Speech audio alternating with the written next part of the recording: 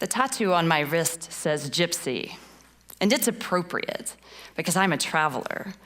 I've been to 67 countries, and I've lived for 10 years internationally. But my story is an unlikely one, and it started here in Birmingham. My mom's name is actually Gypsy, and she was always on the go, working 2 jobs to provide for my brother and me. My dad moved to Florida when I was 6, so I grew up longing to travel to see him.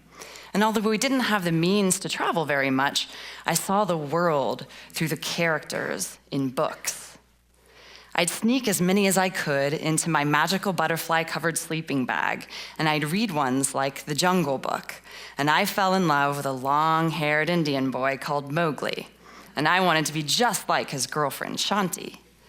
So as I played with my neighbors, Madhu and Manju Kari, in the Valley Avenue apartments, I would ask them questions like, why does your mom have a dot in the middle of her forehead? As kids do. And that's when they told me it's where her soul enters and leaves her body. So this connected Shanti to a real person. My teachers also helped. In 1985, it was the height of the Cold War, and I remember hearing on the news all about impending World War III, and I was terrified this would end my young life.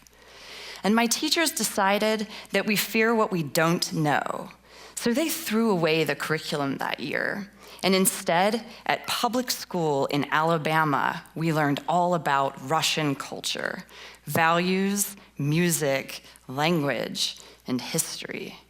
And as I read about Nicholas and his son, Alexei, the last Tsar of Russia, I connected to their humanity, and I realized that we're so much more close and common than we might think.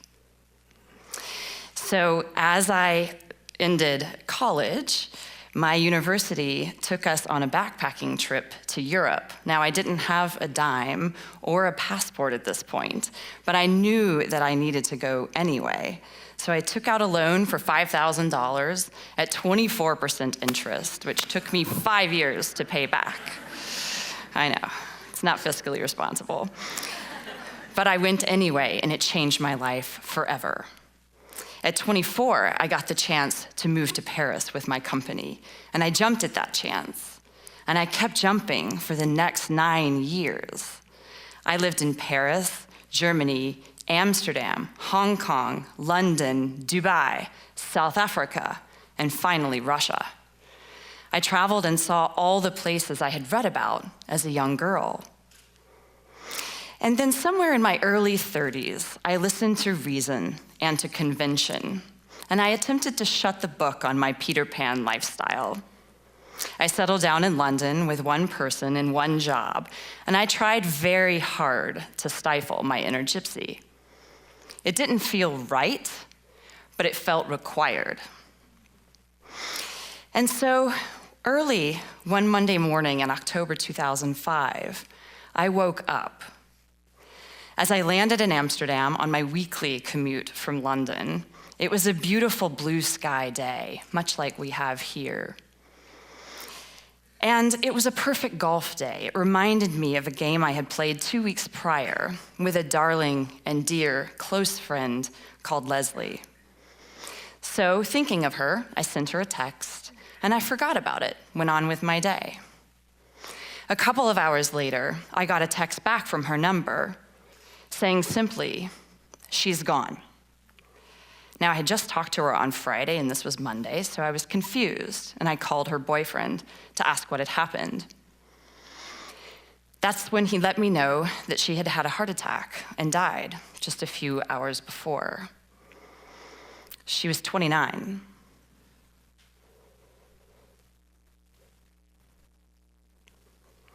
So in order to deal with this grief, I did what I knew how, and I numbed all my feelings.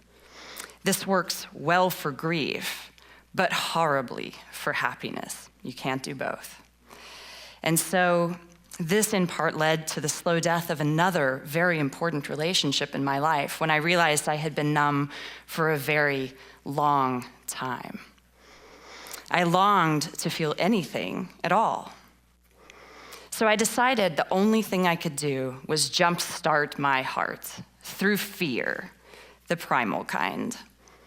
So fear is a funny thing. I'll travel anywhere in the world by myself, but I am too chicken to stand on a chair and put the star on top of a Christmas tree because I am terrified of heights. And so as I traveled to Victoria Falls in Zambia, I watched for 8 hours as people jumped off of the second highest bungee jump in the world. Now, to put it in perspective, that is 7 times higher than the Vulcan statue here in Birmingham. And so being someone terrified from heights, as it became my turn, with tears streaming down my face, I couldn't even stand to walk. I scooted my way across the ledge on my backside and hands, and I stood up, clinging to the man behind me with shaky legs. And I watched as he tied what looked like a towel around my feet. I was gonna live from a towel. And I took a huge breath, and I jumped. According to pictures, I was definitely pushed. But in any case, I promise, in any case, I survived. Although I would never bungee jump again, and I'm not encouraging it. So I want you to close your eyes. And I want you to think of something that really scares you. Maybe it's something physical, maybe it's something emotional, or maybe even asking yourself the question is scary, and that's okay. I want you to picture it and crystallize that. We'll come back to it. So here's what I've learned about facing your fears head first. It stimulates growth. As an introvert moving around the world so many times, this was pretty scary, leaving my friends and family behind. But it taught me 3 really important things that I'd like to share. The first lesson is travel light. This comes from a trip to Egypt, where I traveled with a German, Egyptian, and French friend from Cairo to Alexandria, down the Sinai Peninsula to Sharm el-Sheikh, home of the best scuba diving in the world. Along the way, we stopped for a couple of days to ride camels with the Bedouins. Now, Bedouin means nomad or wanderer, like gypsies. And they travel light, bringing only the necessary with them. They don't have big cars or fancy bank accounts or even the latest technology, but they have what I think makes them rich. They have the brightest diamonds in the desert stars at night. And so this reminded me that through life, instead of a race to acquire things, why not acquire experiences? And the lighter my backpack, the more freedom I have.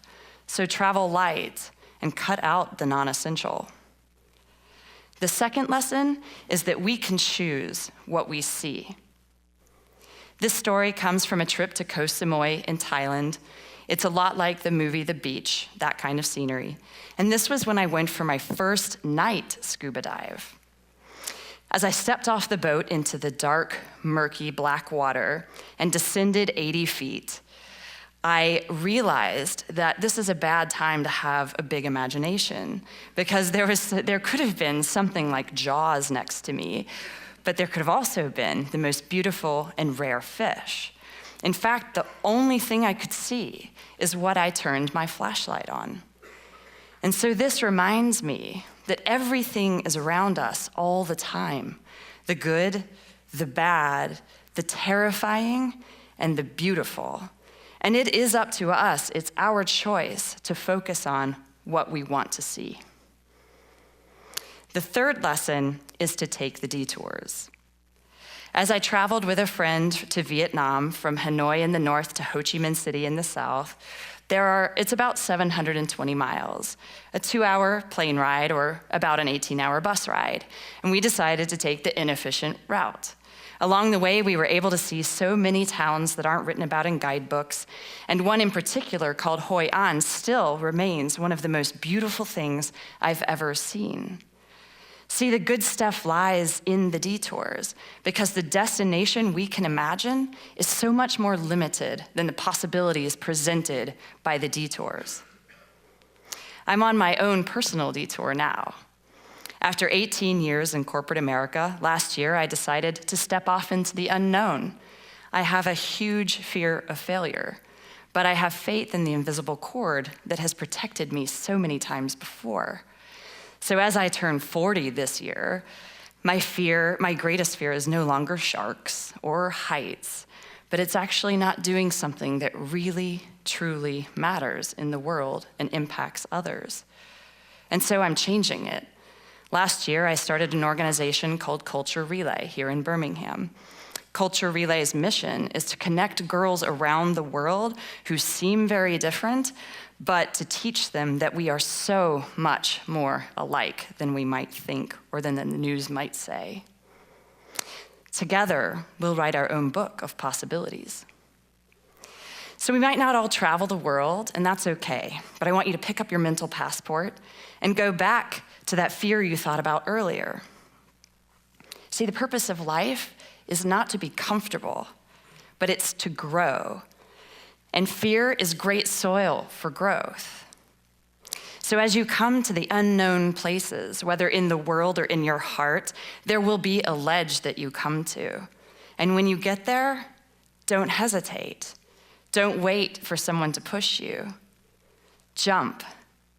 Because not only will you survive, but you'll really live. Thank you.